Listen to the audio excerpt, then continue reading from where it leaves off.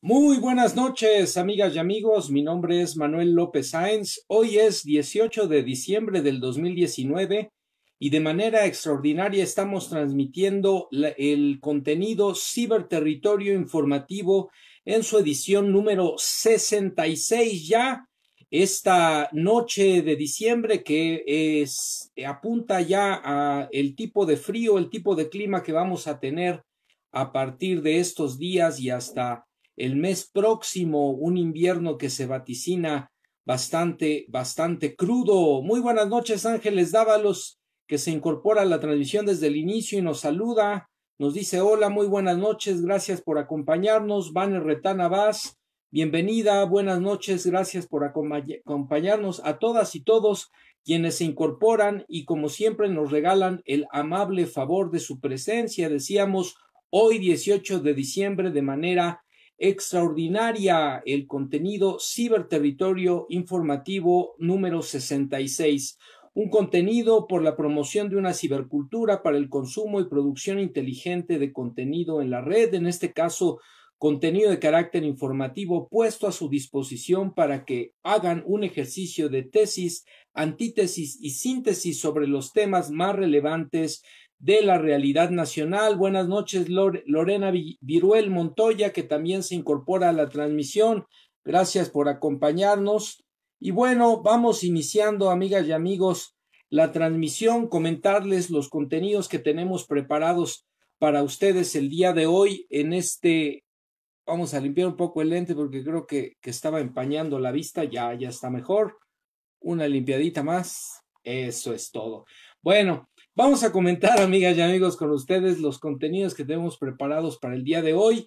El primer contenido es el etiquetado con el hashtag salario mínimo creciendo, y es que por segunda ocasión desde el inicio del sexenio del presidente Andrés Manuel López Obrador se anunció el día de ayer un nuevo incremento al salario mínimo de todos los trabajadores de este país. Buenas noches, Ana Guadarrama Trejo, Sandy Villalobos, bienvenidas, bienvenidos todos, gracias por acompañarnos. Decíamos, este incremento que se anuncia se adiciona al que se había ya presentado a principios del sexenio en un incremento del 16%, ahora se anuncia un 20% más de incremento para el próximo año, lo cual posiciona este incremento salarial en el mejor ocurrido, en el más alto ocurrido en nuestro país durante los últimos 40 años. Durante mucho tiempo, durante los sexenios anteriores, se nos trajo con el cuento de que el salario mínimo no podía incrementarse porque ello iba a disparar las tasas de créditos, porque ello iba a disparar la inflación, y hoy nos enteramos que precisamente lo que estaba detrás de la resistencia de los gobiernos a incrementar el salario mínimo precisamente era que no había la voluntad política y que se ofertaba el salario bajo en nuestro país como una moneda de cambio a los empresarios, a los inversionistas extranjeros. Hoy se anuncia este incremento de la mano del sector empresarial, del sector sindical, del sector de trabajadores y por supuesto el gobierno federal en una gran alianza por mejorar las condiciones de vida de todos los trabajadores de este país. Vamos a comentar esta noticia que es desde luego relevante e importante para todas y todos los mexicanos. Buenas noches, Katy Romeros, que se incorpora a la transmisión también. Gracias por acompañarnos. Bienvenida. El segundo contenido que tenemos preparado para ustedes es el etiquetado con el hashtag gobernadores pónganse las pilas. Y es que hemos estado dando cuenta de la situación de la violencia en nuestro país, uno de los flagelos, de los problemas más terribles que estamos enfrentando como sociedad y que venimos arrastrando lamentablemente desde sexenios anteriores. Y hoy se anunció ante la resistencia, la negligencia, la indolencia de los gobernadores como autoridades competentes en sus estados respectivos, en materia de seguridad y otros asuntos importantes para el bienestar de la población que habita en estas entidades federativas, pues se les dijo, si no se ponen a trabajar, si no sanean sus policías municipales, sus policías estatales, si no se suman a la estrategia del gobierno federal para combatir a la delincuencia organizada, garantizar la seguridad pública, generar condiciones de bienestar para toda la población y, por supuesto, apoyar en materia de la información que se requiera para engrosar, para fortalecer la estrategia del gobierno federal en materia de combate a la delincuencia a través del congelamiento de sus cuentas bancarias. Si no se ponen las pilas, se les va a decir quiénes son los que no están trabajando y estos tendrán que dar cuenta a la población de sus entidades. Pues esto ya se ocurrió, ya se presentó la estrategia quién es quién en materia de seguridad en los estados y aquí de manera muy clara se dice los gobernadores que no están asistiendo a las reuniones del gabinete de seguridad son precisamente los gobernadores de los estados en donde la delincuencia está desatada, donde la violencia está incontrolable y esto hay que decirlo no para poner a nadie en el banquillo de los acusados, pero sí para fincar las responsabilidades que se deben de fincar a cada una de las autoridades competentes en cada uno de los niveles de gobierno, porque hemos escuchado de los problemas y de los casos que se han dado de violencia en el país, la situación en Sinaloa, la situación en Sonora, la situación en Chihuahua, pero de pronto decimos, ¿y dónde están los presidentes municipales? ¿Y dónde están los gobernadores? ¿De qué manera están atendiendo el problema de la seguridad, el combate a la violencia? Pues vamos a comentar este contenido al respecto, porque sí las cifras son preocupantes, pero también es importante que las autoridades de todos los niveles se pongan a trabajar de manera articulada para atender este problema y garantizar la seguridad de la población. Buenas noches, Araceli Méndez. Bienvenida, gracias por incorporarse a la transmisión. Gracias por acompañarnos. El tercer contenido que vamos a trabajar el día de hoy, amigas y amigos, es el etiquetado con el hashtag Calderón sabía. Y es que hoy precisamente se dio la audiencia a Genaro García Luna en la que se definiría si seguiría su proceso en libertad bajo fianza o seguiría su proceso de manera cautiva. Pues se le negó la fianza a este personaje, a este exsecretario de Seguridad Pública del gobierno de Felipe Calderón, y él se reservó su derecho a declarar, por lo que será trasladado en los próximos días a la ciudad de Nueva York, en donde enfrentará al juez que precisamente llevó también el proceso, el juicio de el Chapo Guzmán, Joaquín el Chapo Guzmán Loera, de quien presuntamente tuvo todo el tiempo de sus funciones como secretario de Seguridad Pública, comunicación, relación y complicidad a través de sobornos, protegiendo al cártel de Sinaloa, este funcionario. Y es que hoy se dijo también en entrevista para Aristegui Noticias, Manuel Espino, expresidente del Partido de Acción Nacional, que Calderón sabía de todas las relaciones de su secretario de Seguridad Pública, Genaro García Luna, con el narcotráfico, y al saber y no actuar lo hace cómplice por omisión, pero además seguramente también existían relaciones con los grupos delincuenciales por parte del hoy expresidente de la República, Felipe Calderón Hinojosa, y lo sabía porque se lo advirtieron policías, se lo advirtieron militares, se lo advirtió el propio expresidente del PAN y se lo advirtieron especialistas en seguridad nacionales, internacionales, incluso expresidentes de otros países estaban enterados de lo que estaba haciendo Genaro García Luna, y resulta ser que Felipe Calderón Hinojosa, el presidente en aquel entonces de nuestro país, resulta ser que no estaba enterado. Pues claro que sabía y por lo tanto fue cómplice de todas estas irregularidades, de todos estos delitos, de todas estas componendas con el crimen organizado. Vamos a comentar también al respecto, amigas y amigos. Finalmente, el contenido etiquetado con el hashtag Mecanismo Forense Extraordinario, y es que hoy se anunció con el espaldarazo de la Comisión Internacional de Derechos Humanos que finalmente se ha aprobado de la mano de Rosario Piedra en la Comisión Nacional de Derechos Humanos de nuestro país y desde luego de Olga Sánchez Cordero, la secretaria de Gobernación el gobierno de este país en el gabinete actual del gobierno federal, que se va a dar curso ya al mecanismo forense extraordinario para identificar las víctimas de la violencia en nuestro país y con ello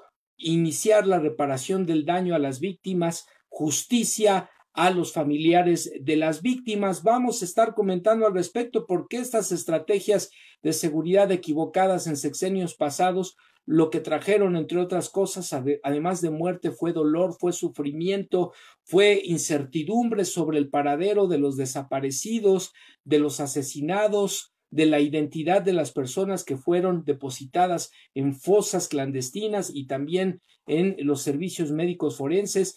Los gobiernos anteriores no se solidarizaron con el derecho de las víctimas a saber en dónde estaban, dónde quedaron los restos de sus familiares. Pues hoy se está dando cuenta de esto y es una prioridad del actual gobierno el hacer justicia a las víctimas como parte del proceso de reparación del daño a los familiares de las víctimas de la violencia. Vamos a estar comentando también al respecto de esto, amigas y amigos, y finalmente el contenido, como siempre, etiquetado Agenda Me Canso Ganso, la agenda presidencial, los pormenores de las actividades del presidente en la última semana. Buenas noches, maestro José Luis Contreras, gracias por incorporarse a la transmisión, bienvenido.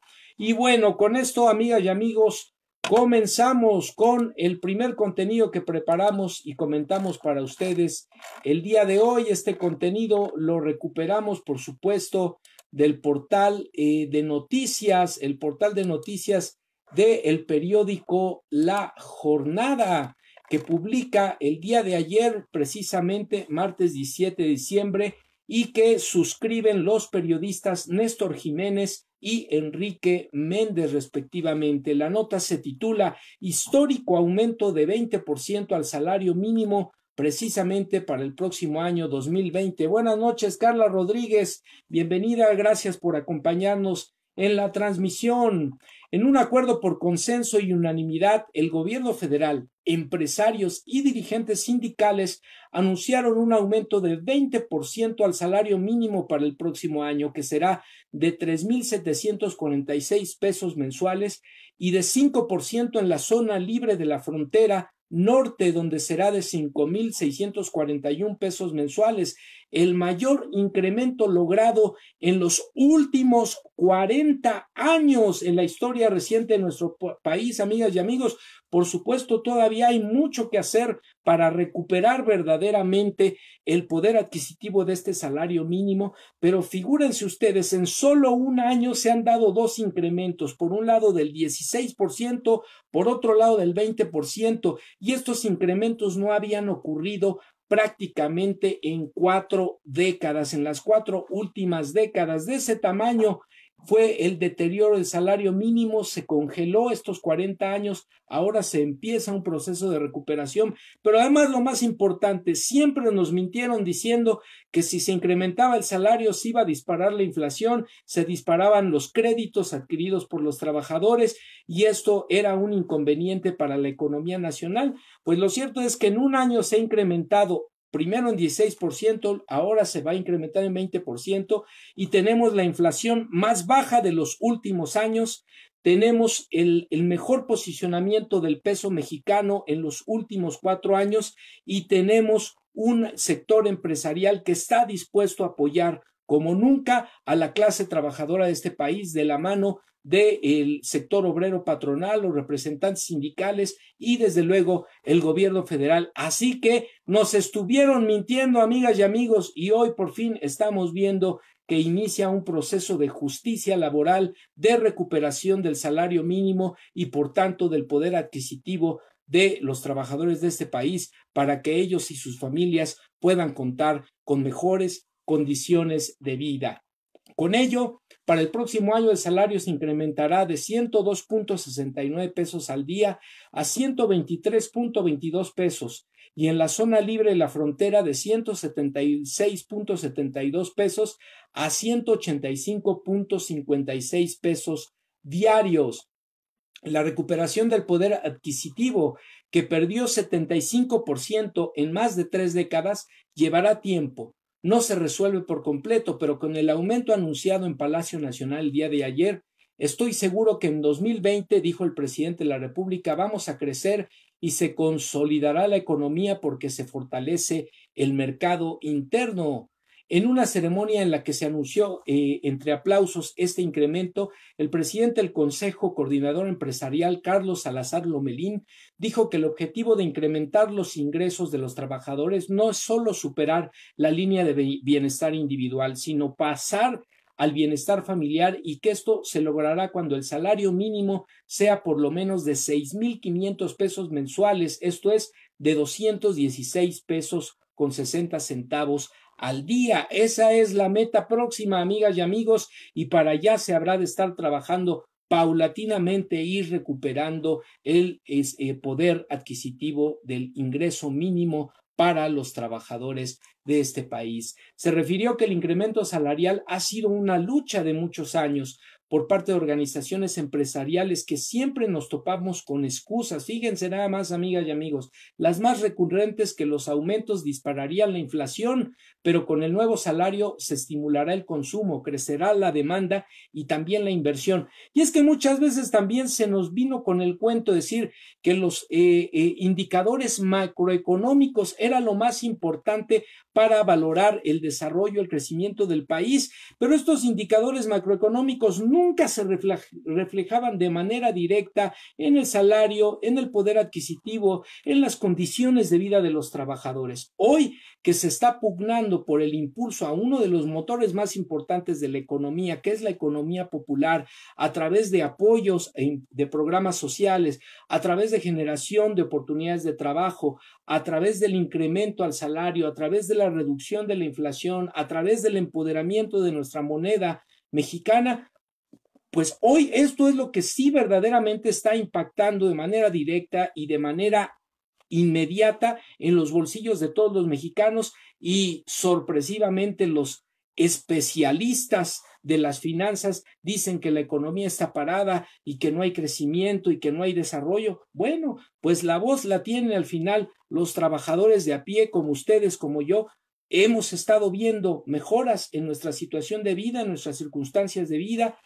Habíamos sido testigos de estos incrementos salariales anunciados por el gobierno federal en las últimas décadas, pues vamos a analizar a raíz de lo que estamos viviendo cotidianamente, qué es lo que verdaderamente está pasando. Yo les puedo decir, amigas y amigos, sin ninguna pretensión, ni mucho menos, pero sí les puedo decir que mi recibo de luz, que mi recibo de gas, que mi recibo de teléfono han disminuido, que los gastos que yo realizo para la compra de víveres de consumo cotidiano se ha reducido, que evidentemente los incrementos salariales se han reflejado en los ingresos que cotidianamente percibo como producto de mi trabajo. Entonces, yo no sé de dónde están diciendo una y otra vez los agoreros de las hecatombes financieras que esto no está funcionando, que la economía está parada. La realidad es que el trabajador de a pie está viviendo otra circunstancia. O ustedes, amigas y amigos, platíquenos, cuéntenos cómo lo están viviendo, qué valoración tienen al respecto de lo que estamos comentando. Perdón que me ponga el dedo aquí, pero veo un poco el lente sucio y intento nuevamente limpiarlo. Bueno, Eufórico de pie a pesar de su condición de salud, continúa la nota, el presidente del Congreso del Trabajo y secretario general de la Confederación de Trabajadores de México, Carlos Acebes del Olmo, se dirigió a López Obrador. Apunte este aumento como uno de sus éxitos, señor presidente. Incluso consideró que esta medida permitirá que el salario mínimo se vaya convirtiendo en una pieza de museo. Más aún, indicó que los asalariados podrán pasar a un estadio distinto donde puedan tener elementos en su mesa para dar de comer a sus familias y que el ajuste tendrá impacto en las revisiones contractuales. El anuncio realizado en el antiguo Salón de la Tesorería acudieron los secretarios de Hacienda, Economía y Energía, respectivamente, Arturo Herrera, Graciela Márquez y Rocío Nale, el presidente del Consejo Mexicano de Negocios, Antonio del Valle, el presidente de la Confederación Patronal de la República Mexicana, Gustavo de Hoyos, el presidente de la Asociación de Bancos de México, Luis Niño de Rivera, el presidente de la Asociación Nacional de Tiendas de Autoservicio, Vicente Yáñez, entre otros. Por el sector obrero, además de Acebes del Olmo, Isaías González Cuevas, de la Confederación Revolucionaria de Obreros y Campesinos, el secretario general de la Confederación Regional Obrera Mexicana, Rodolfo González, y Arturo Olivo Cerda, dirigente del Sindicato Nacional de Trabajadores del Seguro Social. Después de escuchar los alcances de la medida, López Obrador la definió como una buena noticia y resaltó que él mismo no pensó que en su primer año de gobierno se lograra primero un aumento como el del 16% que está vigente y ahora del 20%. Recordó cómo el poder adquisitivo se deterioró en las 3 décadas recientes y que cuando empezó el auge económico comercial en China se hablaba como una de sus ventajas comparativas los bajos salarios. Buenas noches, Moni Tusi Jackson, que se incorpora a la transmisión. Bienvenida, gracias por acompañarnos. El sueldo en México era mayor que el de China, ahora no es así. Cambiaron las cosas. China se convirtió además en potencia económica, tasas de crecimiento de más del 10% anual y aumentaron su salario. Nosotros perdimos poder adquisitivo, dijo, en las últimas décadas. En el caso de México, resaltó recuperar el poder adquisitivo llevará tiempo, será gradual sin afectar las fuentes de trabajo y las empresas, porque lo contrario sería contraproducente, sería desatar inflación y representaría mortandad de negocios. Ojalá recuperemos lo que se perdió sin ocasionar desequilibrios, sin que se produzca inflación de manera concertada como ocurrió ahora. Agradeció la dimensión cívica y social de los empresarios e incluso se dijo conmovido por el discurso de Salazar Lomelín respecto de que no solo es importante lo económico, sino también lo social. Ello luego de que el empresario sostuvo que es a través del salario cómo se demuestra la responsabilidad social de las empresas y resaltó que del encuentro surgen 2 noticias adicionales: llegar a una línea de bienestar familiar que pasa por la decisión de las empresas de aumentar los salarios sin causar ningún efecto indeseable en la economía, y el compromiso de los trabajadores de incrementar su productividad, y un movimiento de empresas que buscan llegar lo más rápido posible a dicha línea de bienestar. Acebes del Olmo, en tanto, ponderó el enorme reto que representó llegar al acuerdo por consenso con los empresarios, que esto es muy importante, amigas y amigos. Finalmente este incremento se da en consenso con los empresarios y con el sector obrero patronal.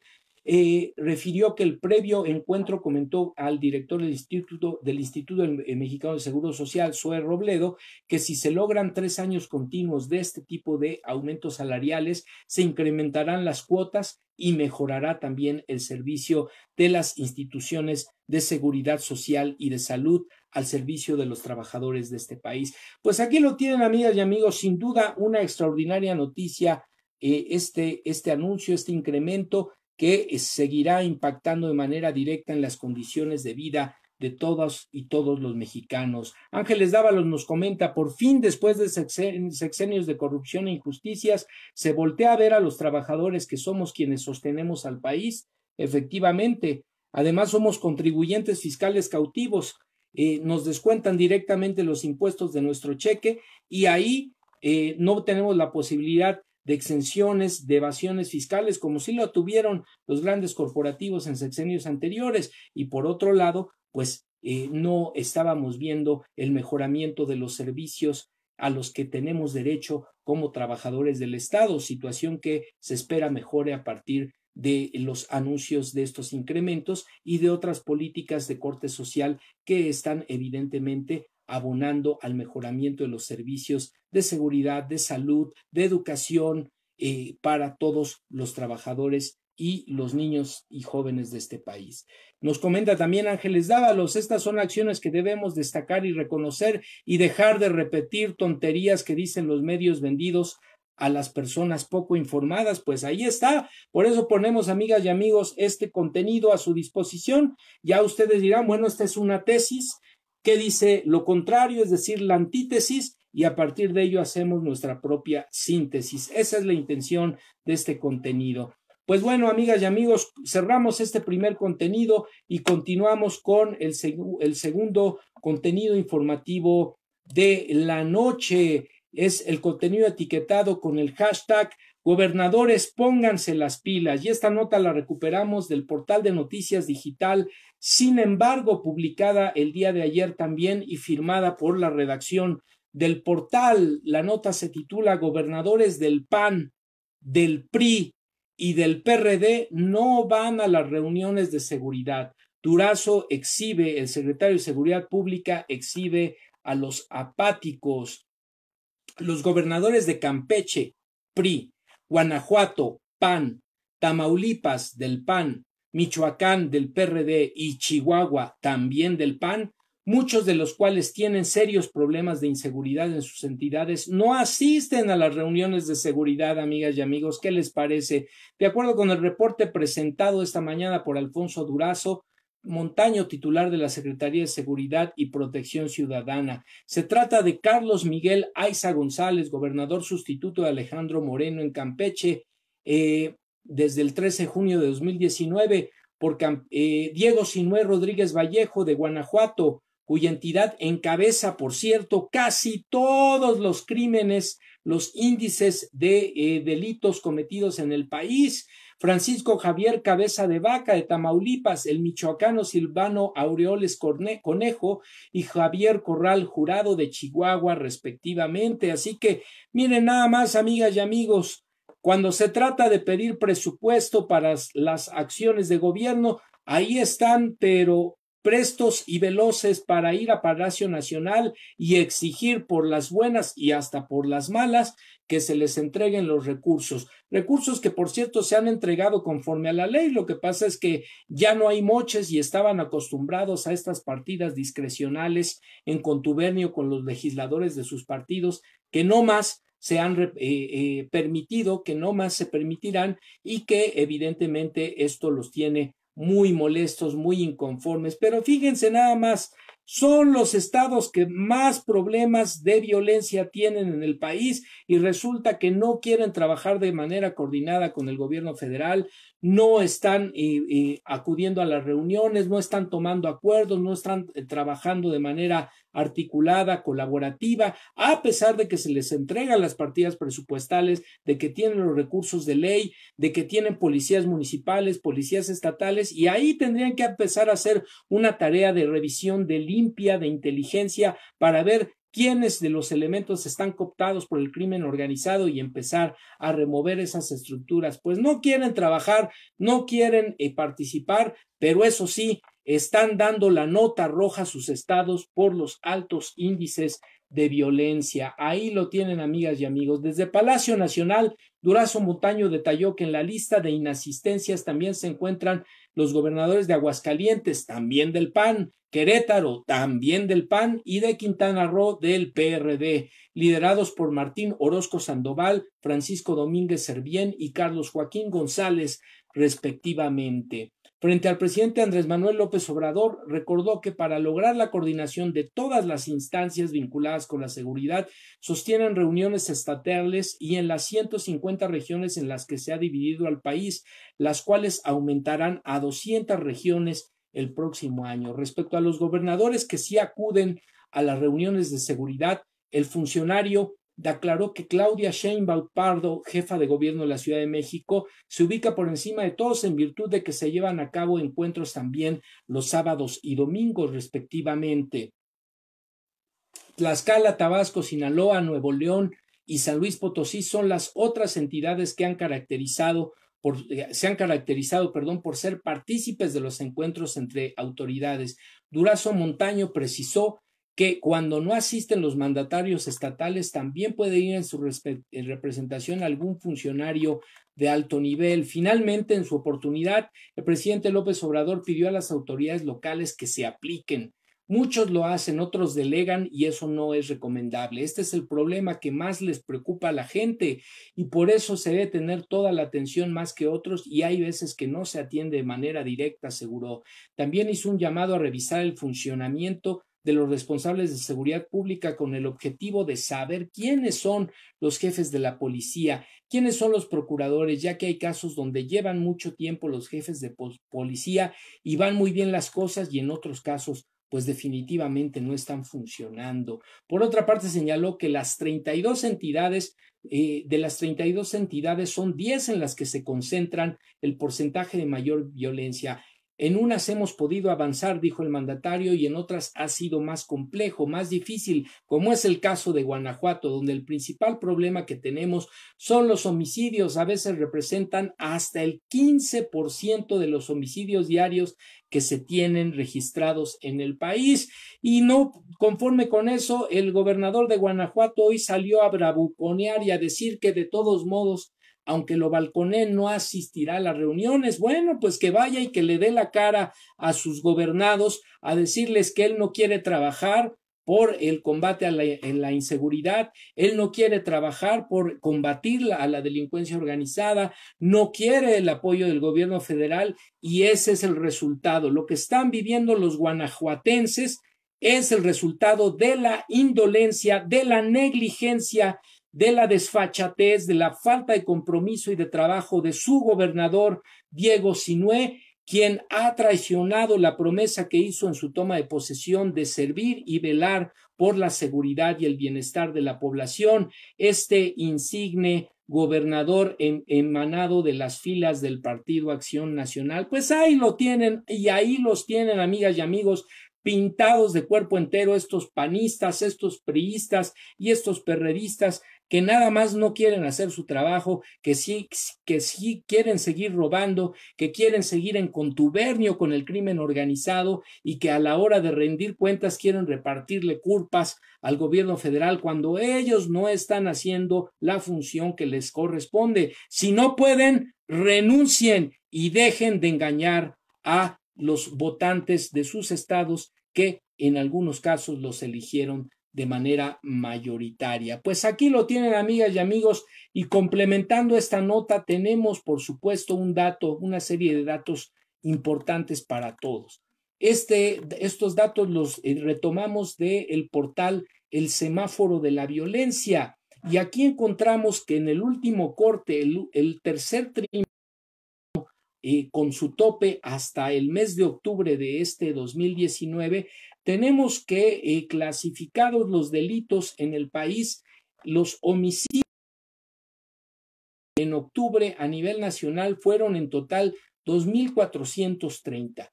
Los secuestros 105, los actos de extorsión 771, narcomenudeo 6,362. Robo a vehículo 14,989, robo a casa habitación 6,931, robo a negocios 9,482 en el último mes, en el mes de octubre, lesiones, delitos por lesiones 13,728, delito de violación 1,585, delitos asociados a violencia familiar 18,202 casos, y homicidios por género, es decir, los llamados feminicidios, 66 en el mes de octubre.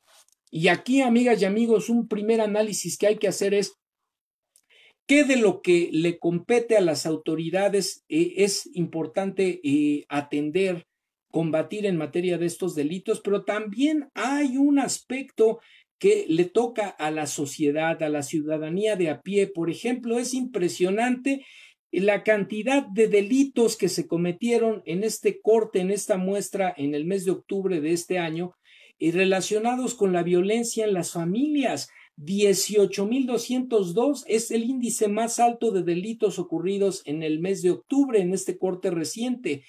Quiere decir que el tema de la violencia pasa y se inicia precisamente en el seno de los grupos familiares, y es ahí donde sí la ciudadanía, todos los integrantes de las familias, en las comunidades, en la sociedad en su conjunto, tenemos que tomar acciones, tenemos que tomar conciencia del problema y empezar a combatir la violencia desde el seno familiar, desde las relaciones familiares, desde las formas de comunicación, de interacción, desde lo que permitimos o no, desde lo que normalizamos o no.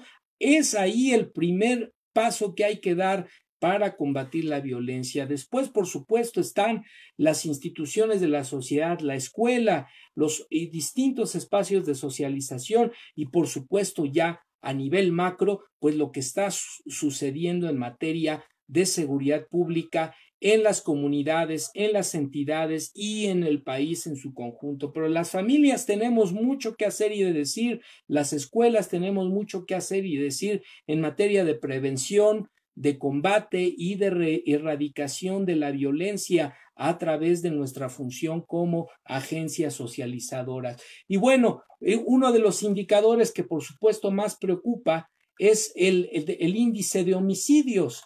Aquí vamos a ver en cuáles son los estados en donde están más disparados en el último corte, que es el tercer trimestre del año, que tiene su tope en octubre, pero contempla el mes de septiembre, el mes de agosto, septiembre y octubre. Los homicidios ocurridos por entidad federativa, vamos a dar las cifras de el número de homicidios ocurridos por cada entidad federativa en este tercer trimestre del año, por cada 100,000 habitantes. Buenas noches, doctora María Eugenia Guerra, que se incorpora a la transmisión. Bienvenida, gracias por acompañarnos. Y bueno, tenemos el caso en este último trimestre, agosto, septiembre, octubre de este año. Colima fue el estado que más homicidios registró, 57.8 homicidios por cada 100,000 habitantes. Baja California, 49.4, Chihuahua, 38.4, Morelos, 31, Guanajuato, 30.3, Guerrero, 29.9, Quintana Roo, 27.2, Sonora 21.3, Zacatecas 20.8, Michoacán 20.8 también, Sinaloa 17.8, Jalisco 17.3, Oaxaca 16.3, Tabasco 15.9 homicidios. Estos son cifras de homicidios, número de homicidios por cada 100,000 habitantes en los 3 meses del tercer trimestre del último corte al tercer trimestre del año, que va de agosto, septiembre, octubre. Bueno, la media nacional es de 15.9, prácticamente 16 homicidios por cada 100,000 habitantes. Entonces, esto es preocupante, pero cuando hacemos el desglose por entidad federativa nos damos cuenta en dónde está verdaderamente disparado, recargado, y ahí sí hay que preguntar, ¿qué están haciendo las autoridades municipales? ¿Qué están haciendo las autoridades estatales, los gobernadores? ¿Cómo están trabajando sus políticas de seguridad pública? ¿Cómo están trabajando con sus autoridades, sus funcionarios, los procuradores, los jefes de policías, los elementos policíacos estatales, municipales? ¿Qué están haciendo y qué están haciendo los altos mandos para sanear las filas de estos cuerpos policíacos que evidentemente están infiltrados por el crimen organizado? Ahí lo tienen, amigas y amigos, verdaderamente lamentable. Aquí, perdón, quería corregir, dije que el tercer trimestre contemplaba el tercer trimestre, no, sí, es correcto, no, está bien, es agosto, septiembre y octubre. Y cerraríamos noviembre, diciembre, que este es un dato que está por llegar, está por emitirse al cierre de este mes, cuál fue la estadística. Ahora, En materia de homicidios, este semáforo de la violencia también nos da datos interesantes.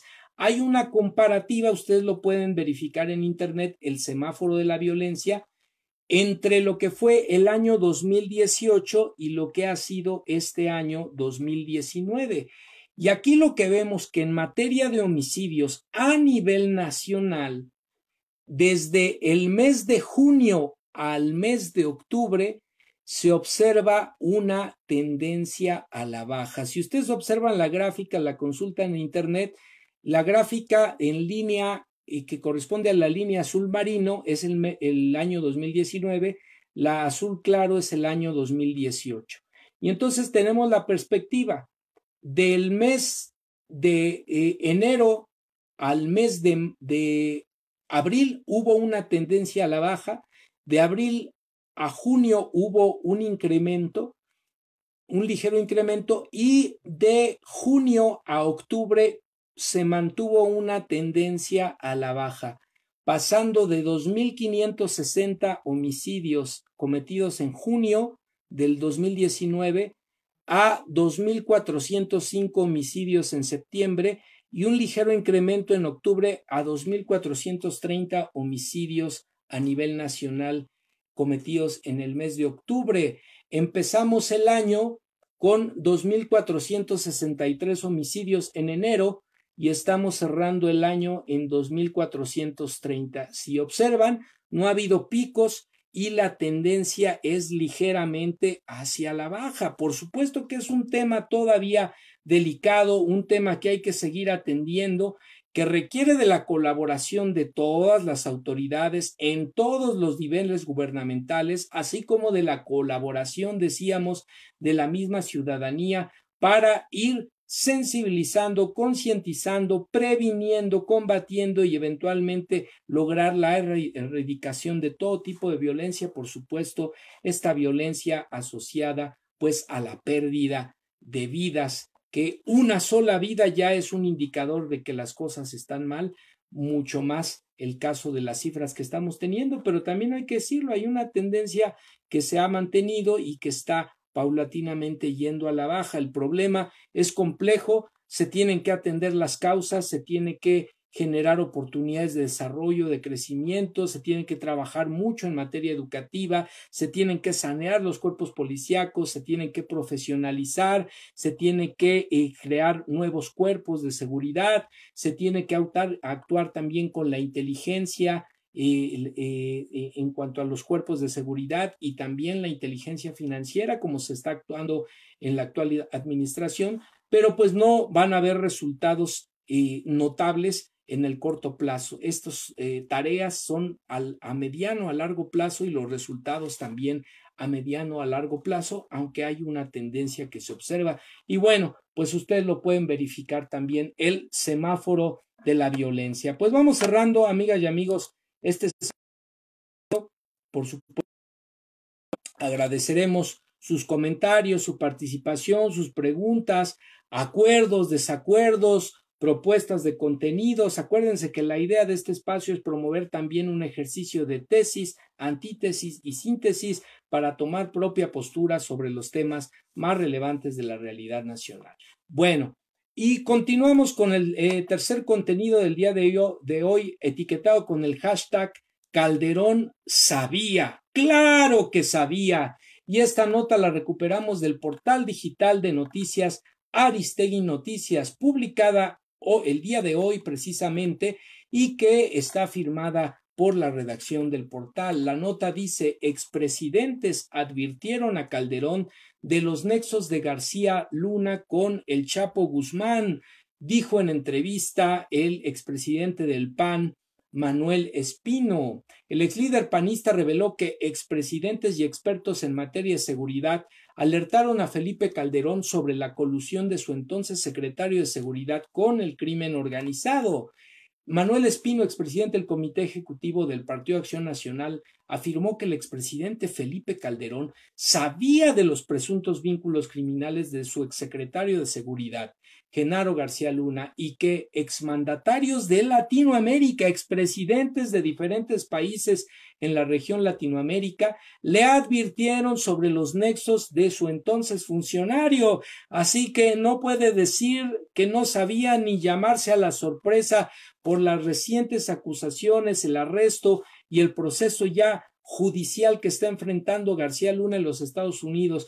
Sabía, claro que sabía, y además fue cómplice por omisión y también por acción. Debió destituir a este secretario, debió de investigarlo, debió de someterlo a la justicia si verdaderamente tenía como interés la seguridad de los ciudadanos de este país y el combate frontal al crimen organizado. Lo cierto es que ninguna de las dos cosas ocurrió, ni tenía interés ni combatió frontalmente al crimen organizado. Al contrario, actuó junto con su secretario de Seguridad Pública en contubernio con el narcotráfico, simulando una guerra para enfrentar a algunos de los cárteles, invirtiendo dinero público para compra de armamento, sacrificando a los soldados, a los policías, a los marinos de este país, perdiendo vidas de los efectivos del Estado mexicano, de las fuerzas de seguridad, sacrificando con sus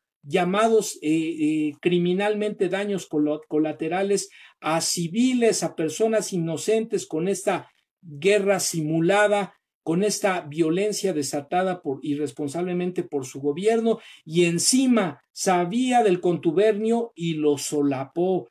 Felipe Calderón pronto debe de ser llamado a cuentas y juzgado por traición a la patria, por corrupción, por colusión con el crimen organizado y por ser responsable de la pérdida de miles y miles de vidas inocentes durante su sexenio con su política de inseguridad. No es un error, digo de inseguridad, porque no fue una política de seguridad, de inseguridad irresponsable y a todas luces lesiva del interés nacional. Y hay que decirlo también, en contubernio con las agencias de inteligencia del gobierno de los Estados Unidos y del propio presidente de los Estados Unidos, el entonces presidente Barack Obama. Hay que decirlo también, amigas y amigos. En entrevista con Aristegui en vivo, dijo Manuel Espino que además personalmente él alertó a Calderón en Los Pinos sobre las sospechas de que García Luna estaba coludido con los cárteles de la droga.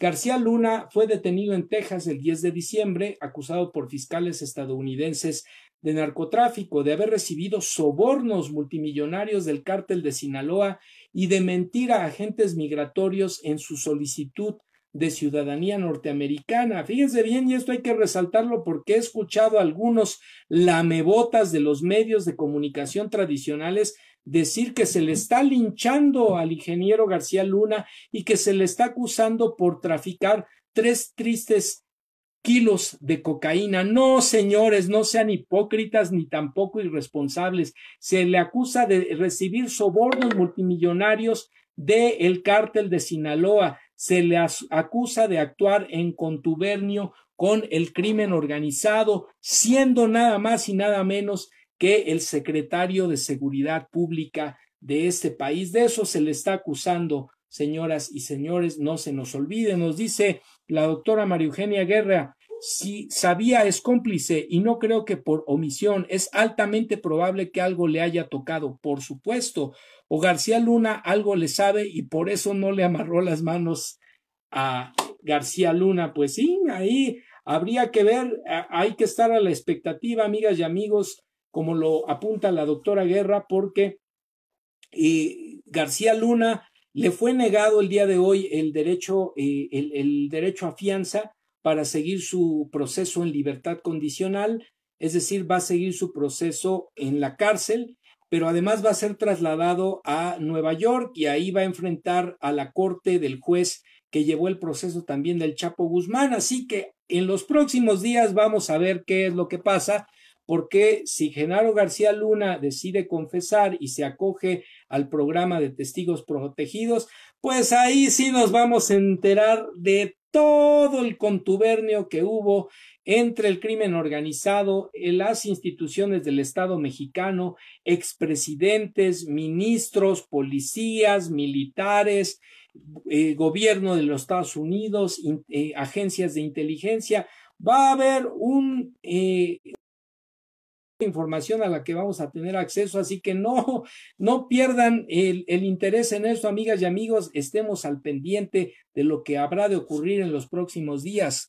Nos dice también la doctora Guerra, si no sabía, se evidencia su ineptitud y nos comprueba que le quedó demasiado grande el puesto y solo fue un títere. Esa sería también y desde luego grave, pero más grave aún lo que es altamente probable, que es su colusión con el exsecretario y desde luego con el crimen organizado. Muchas gracias a la doctora Guerra por sus apuntes. Y bueno, Espino calificó como un acto de justicia la detención de García Luna en los Estados Unidos. Por lo menos estando allí en Estados Unidos se abre la posibilidad de una investigación a fondo que no debe de dirigirse únicamente a Genaro García Luna, dijo, relaciones más directas, y una de sus relaciones más directas en ese tiempo sin duda era el propio presidente Felipe Calderón, quien llegó a considerar a su hombre de mayor confianza al propio Genaro García Luna, dijo el expanista. Pues aquí lo tienen, amigas y amigos, definitivamente hay tela de dónde cortar y sigue la mata dando. Voy a mover un poco la cámara, amigas y amigos, porque resulta ser que estamos ya un poco bajos de pila y no quiero que nos vaya a pasar lo que nos ocurrió en la ocasión anterior. Permítanme ustedes un momento, vamos a conectar aquí, eso es, y vamos a tratar de que no se nos mueva esto. Vamos aquí. A ver, vamos a moverlo un poco para acá porque nos está dando un poco de lata. Disculpen ustedes, pero es que no quiero que nos pase.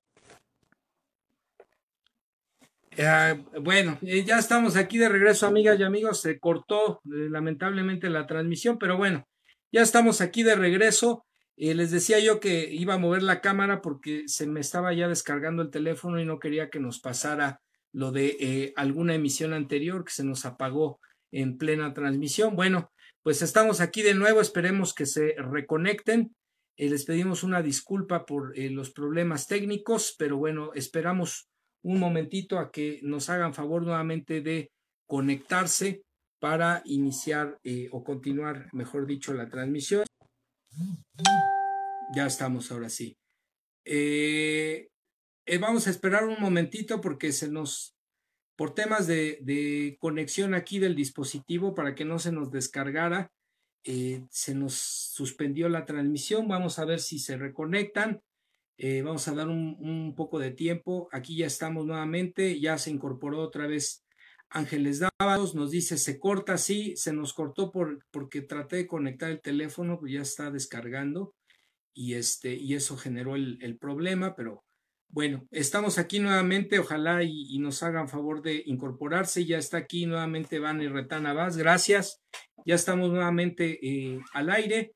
Esperemos que se incorporen quienes nos estaban acompañando y bueno, vamos continuando con lo que estábamos comentando aquí. El propio, amigas y amigos, el propio Manuel Espino dijo particularmente que durante un foro de seguridad en Bogotá, Colombia, en junio del 2008, convocado por el entonces presidente colombiano Álvaro Uribe y un grupo de exmandatarios, estos líderes expresaron en una reunión privada su desconfianza sobre García Luna. Fíjense nada más, amigas y amigos, resulta ser que toda la región de Latinoamérica, líderes europeos incluso estaban enterados de estas irregularidades y ahora resulta que Felipe Calderón dice que no sabía nada el angelito. Miren nada más. Decía aquí, en una reunión estuvieron el entonces presidente colombiano Uribe y los expresidentes de México Vicente Fox, de Bolivia Tuto Quiroga, del Salvador Armando Calderón e incluso el entonces ministro de Defensa colombiano Juan Manuel Santos. Yo estuve, dijo, en esa reunión. Llegó ese tema, la colusión de García Luna, porque coincidían al menos 3 exministros. Buenas noches, Cintia Hernández, gracias por reincorporarte a la transmisión. Tuvimos algunos problemas técnicos, pero ya estamos de regreso. Decíamos,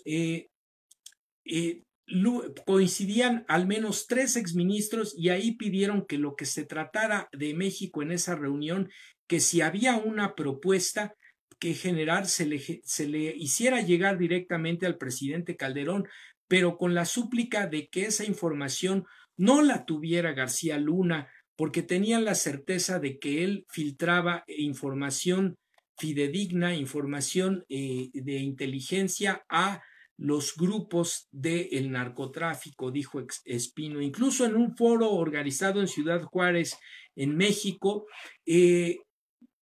se convocó, se invitó al expresidente Felipe Calderón para que estos exministros, estos expresidentes, estos especialistas en seguridad nacionales e internacionales le hicieran saber sus preocupaciones y sus sospechas sobre los vínculos de Genaro García Luna con el crimen organizado, y de última hora canceló su participación. Y adivinen a quién envió, amigas y amigos, a esa cumbre en la que lo estaban esperando al presidente, líderes, especialistas, expresidentes de todo el mundo para hablar con él de su secretario de seguridad. No llegó el presidente y adivinen quién apareció ahí, pues nada más y nada menos que Genaro García Luna, ante la sorpresa de propios y extraños quienes acudieron al lugar. Así que no solo tuvo la información y se negó a hacer algo al respecto. Evidentemente, como nos lo comentaba la doctora Guerra, pues aquí lo que se vaticina es un claro contubernio del exmandatario Felipe Calderón con el crimen organizado, igual que ocurrió con su secretario de Seguridad Pública y desde luego con muchos otros funcionarios, porque no actúan estas redes de complicidad de manera aislada. Bueno, pues ya vemos que se están reincorporando. Gracias por acompañarnos. Tuvimos algunos problemas técnicos. Maestro José Luis Contreras, Luis Antonio Ayala Aguilar, amigo, buenas noches. Gracias por acompañarnos. Gracias a todas y todos que se volvieron a conectar. Bueno, pues con esto, amigas y amigos, estamos cerrando la nota y les dejamos la expectativa de que en los próximos días habrá de surgir mucha información muy interesante que seguramente seguirá poniendo a exmandatarios, a exfuncionarios del gobierno mexicano, el gobierno estadounidense en la lupa por su contubernio, por su complicidad con el crimen organizado en el sexenio de Felipe Calderón Hinojosa, en el sexenio de Vicente Fox y también en el sexenio de Enrique Peña Nieto. Así que estemos pendientes. Pues vamos cerrando, amigas y amigos, nos vamos a el último contenido del día de hoy, que tiene que ver con la etiqueta hashtag mecanismo forense extraordinario. Y es que esta nota la recuperamos del portal de noticias Revolución 3.0, se titula la nota Mecanismo Forense Extraordinario es un primer paso y un avance hacia la verdad y la obtención de justicia de acuerdo con los compromisos internacionales asumidos voluntariamente por México. Y bueno, esto lo señala la Comisión Interamericana de Derechos Humanos. La comisión valora que el Estado mexicano considere el grave problema de desapariciones y la crisis forense como una de sus prioridades más relevantes en materia de derechos humanos. Esto publica hoy el portal de noticias, decíamos, Revolución 3.0, y firmada la nota por la redacción del portal. La Comisión Interamericana de Derechos Humanos celebró la adopción del acuerdo de creación del mecanismo extraordinario forense, fruto de un diálogo constructivo entre los familiares de personas desaparecidas y las autoridades mexicanas. El 9 de mayo de 2019, en el marco del 172 periodo de sesiones de la Comisión Interamericana de Derechos Humanos, se realizó la audiencia pública sobre desapariciones forzadas y propuesta de mecanismo extraordinario de identificación forense para México, a petición de varias organizaciones que representan colectivos de familiares de personas desaparecidas. Las organizaciones solicitantes informaron sobre la existencia de una crisis forense, pues indicaron que hay aproximadamente 26,000 restos sin identificar y 40,000 personas desaparecidas, explicó la dependencia mediante un comunicado. Y es que es justo uno de los más graves problemas, además de la violencia, además del crimen organizado y la colusión con las estructuras de los gobiernos en los sexenios pasados, también es el tema del sufrimiento de las víctimas de la violencia, las personas inocentes, miles de inocentes que perdieron la vida a manos del crimen organizado, a manos de las fuerzas federales por esta guerra irresponsable desatada en nuestro país, y además una guerra simulada, como ya lo comentábamos en el contenido anterior.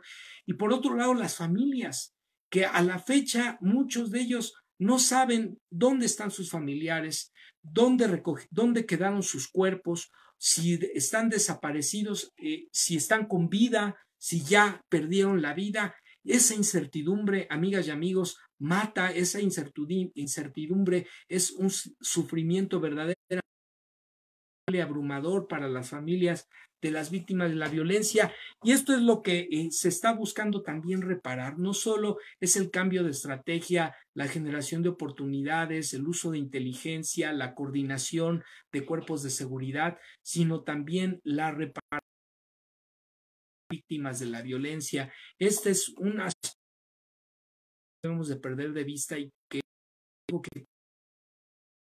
tanto que nos priistas y panistas en materia de violencia y de inseguridad en el país. El Estado mexicano, tareas de búsqueda e identificación de víctimas de desaparición forzada y desaparición por particulares hacen parte de sus prioridades, así como su disposición para dialogar sobre los mecanismos. La Comisión valora positivamente que el 5 de diciembre de 2019, después de un nutrido proceso de diálogo, se aprobó el acuerdo para la creación del mecanismo extraordinario de identificación forense, que será liderado por la secretaria de Gobierno Olga Sánchez Cordero, quien también funge como presidenta de personas. La Comisión Interamericana de Derechos Humanos considera este primer paso hacia la creación del Sistema Extraordinario de Identificación Forense. Es un avance hacia la verdad y la identificación de los restos de las miles de víctimas de desaparición y violencia, así como la obtención de justicia para las víctimas y sus familiares, de acuerdo con los compromisos internacionales asumidos voluntariamente por nuestro país. Entonces, pues aquí lo tienen, amigas y amigos. Estamos ya en cierre de transmisión. Nos dice por ahí Ángeles Dávalos, se corta la transmisión. Híjole, pues no sé qué esté pasando. Esperemos que esté lo más legible el video. De todos modos, voy a unificar los videos y subirlo a YouTube para quienes gusten ver la transmisión ya completa o nos ayuden a reproducirla, a compartirla con sus conocidos. En nuestro canal de YouTube Ciberterritorio Informativo Manuel López Sáenz. En cuanto terminemos la transmisión vamos a hacer la edición del video completo y la vamos a publicar. Bueno, pues ya estamos cerrando, amigas y amigos, y tenemos ahora el cierre de la transmisión con el contenido hashtag Agenda Me Canso Ganso, la agenda presidencial. El 11 de diciembre en conferencia de prensa, cambiamos la guerra por una política integral de justicia, paz y seguridad ciudadana.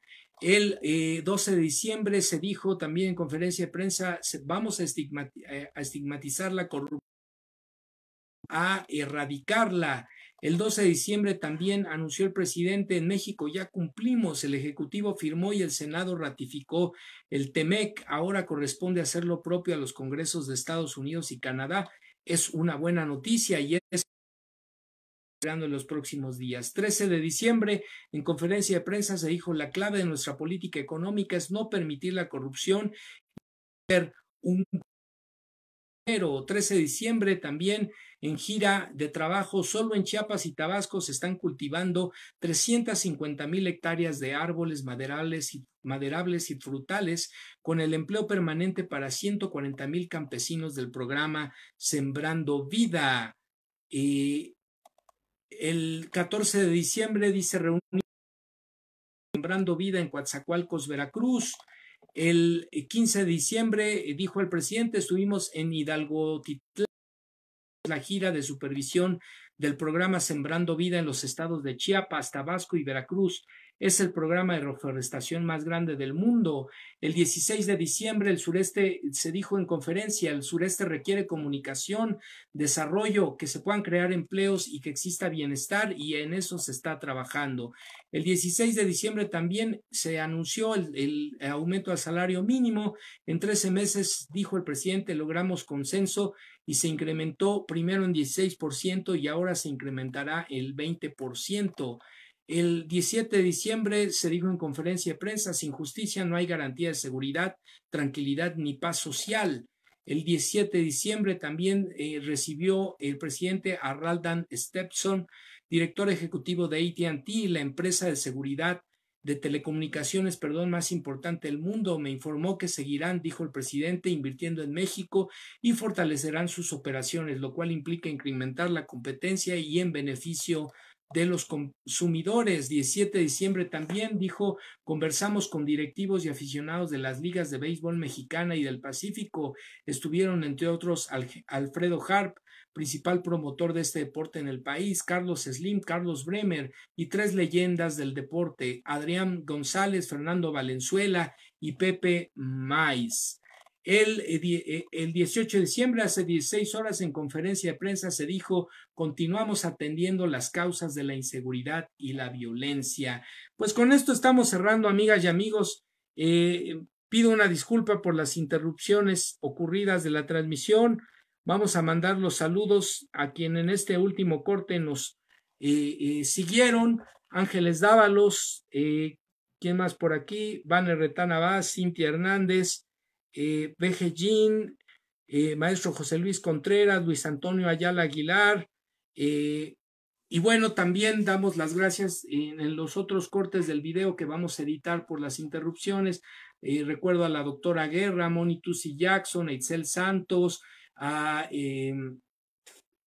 híjole, pues sí, la doctora María Teresa Guerra, el maestro José Luis Contreras, ¿quiénes más estuvieron por ahí? Bueno, pues una disculpa por las interrupciones, ahorita ya no pude ver la notificación de quienes nos acompañaron en el transcurso, pero sí los estuvimos saludando conforme se incorporaba en la transmisión. Amigas y amigos, les aviso que por las fiestas y las vacaciones no habrá transmisión las próximas semanas. Nosotros nos volvemos a ver el martes 7 de enero ya del 2020, reanudamos las transmisiones. De mi parte les deseo una muy feliz Navidad, un próspero año nuevo en compañía de sus seres queridos. Les mando un abrazo muy fuerte y les agradezco pues que nos hayan acompañado en las transmisiones durante este 2019 y esperamos contar con su presencia el próximo año como de costumbre. Les invitamos a suscribirse a nuestro canal en YouTube, Manuel López Sáenz, Ciberterritorio Informativo. Denle like a los videos, suscríbanse, compártanlos para que poco a poco lleguemos a más y más personas. Mi nombre es Manuel López Sáenz, hoy 18 de diciembre del 2019, son las 11 de la noche con 11